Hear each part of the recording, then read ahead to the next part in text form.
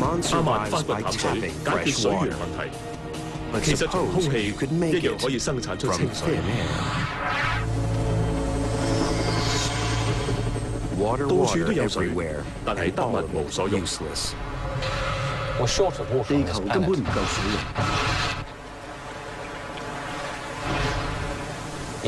但係喺個海呢度就有大量嘅水。唯一嘅問題係海水太鹹，我哋要將鹹水化為淡水。查理·帕頓發明咗海水化淡嘅創新方法，先了解下舊嘅方式。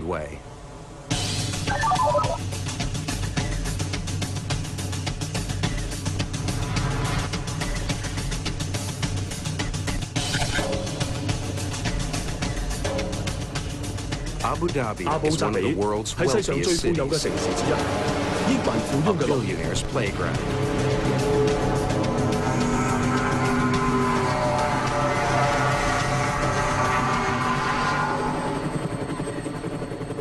由於石油藏量豐富，阿布扎比嘅人口喺30年內增加咗10倍。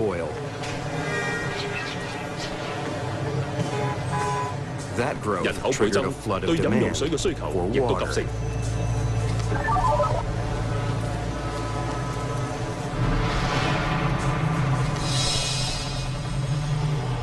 但係阿布扎比嘅氣溫高達130度，雨量稀少，所以極度乾旱。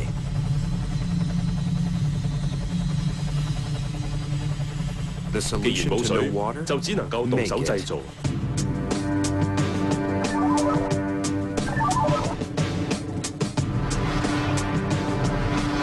人人都要水。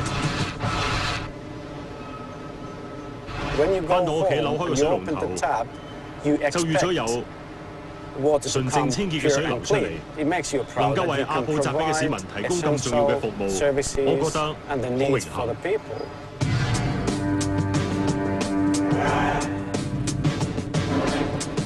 呢座係阿布扎比最重要嘅建築物。佢每日生產嘅淡水足以填滿150個奧運標準游泳池。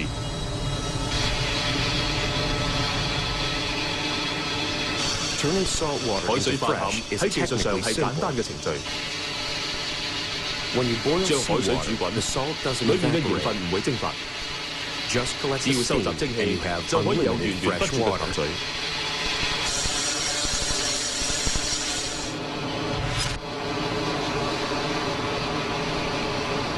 整個過程都喺類似巨型水缸嘅蒸餾室進行。呢度係蒸餾室嘅內部，可以睇到嗰啲蒸氣穿過除霧器出嚟，所形成嘅淡水全部由上面呢啲淡水管收集起嚟，然後再通過呢條管道進入下一階段。粗略估計，呢套設備每日可以生產1億英制加侖嘅水。生產咁大量嘅淡水，需要耗用50萬噸咁多嘅蒸氣。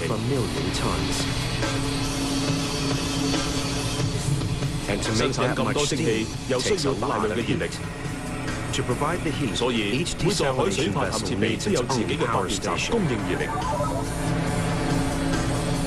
海水化淡耗用極大量嘅汽油，10日嘅用量足夠一架汽車行駛到太陽咁遠。阿布扎比油量豐富，當然負擔得起，但係貧窮嘅乾旱國家就冇咁嘅能力。查理·帕頓靈機一觸，結果想出一個更加妥當嘅方法。當時我摩洛哥坐緊巴士橫過一個荒漠，外邊喺度落緊雨，我捲起咗條毛巾做枕頭，跟住瞓覺。醒返嗰陣，發覺條毛巾好多濕氣，我扭下佢，竟然扭出一杯水。嗰啲清純嘅淡水係由空氣嘅水氣凝結而嚟，相信係第二度嘅海洋蒸發出嚟嘅水氣。大自然同海水化淡廠一樣，將海水轉化成水蒸氣，又無需化石燃料。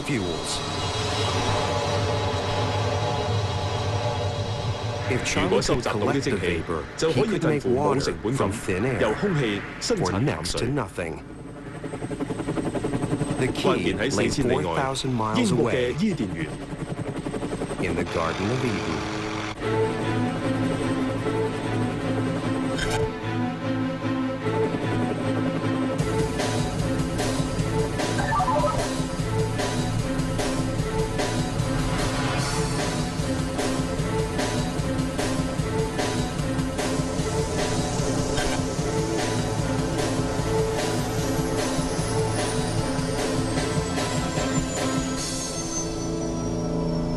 喺英國呢個以園藝著名嘅國家，查理同伊甸計劃呢個21世紀溫室嘅建築師會面。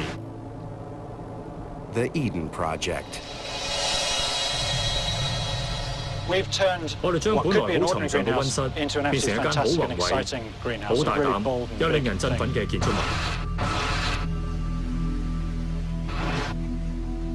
伊甸計劃涵蓋嘅面積等於35個足球場。係世上最巨型嘅棚架建築物，一座留住熱力嘅建築物，提供咗製造淡水嘅秘訣，成就咗查理嘅夢想。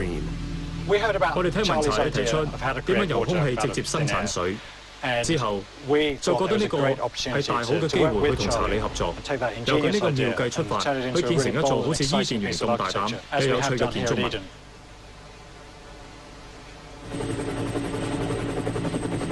佢哋設計出嘅建築物有機會改變呢個世界。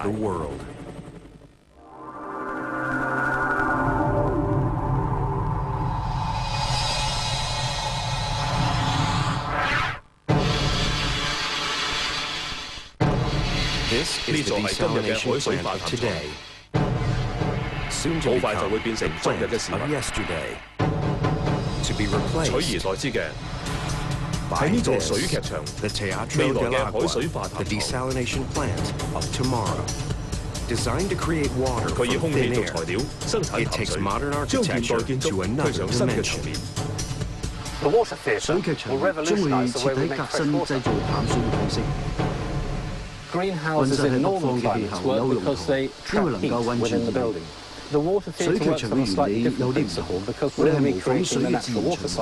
首先有太陽照射落海，海水蒸發升上天空變成雲，再變成雨，落到嚟成為淡水。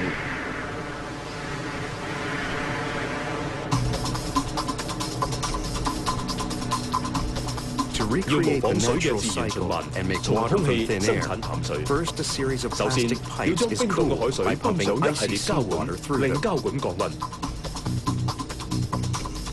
再將膠管內嘅海水噴灑喺吸水嘅網狀結構上面。溫暖嘅海風穿過網狀結構，海水就變成蒸氣，留低原先嘅鹽。海風將呢啲蒸氣吹向冷卻嘅膠管，蒸氣越冷，喺膠管表面亦變成一滴滴嘅淡水。所有水滴會集中喺一個管裏面，就成為可用嘅水。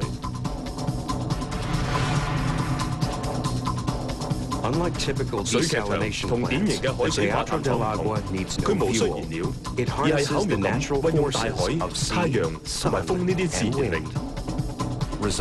結果，除咗得到用之不盡嘅淡水，仲可以作為戶外劇場一座宏偉嘅背景。水劇場製造嘅水足夠俾成個城市使用。佢本身已經係一個好去處，可以喺度欣賞戶外音樂會，同時又好有用，能夠將大量海水化成淡水。伊甸計劃將溫室改頭換面。呢項計劃可以改變我哋嘅地球。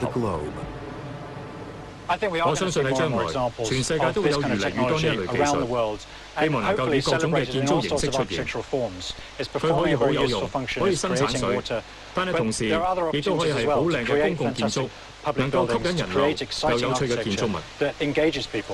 水劇場可以用喺天氣炎熱、日照又多，但係缺水嘅地方，好大規模得。佢要改變全世界嘅潛質。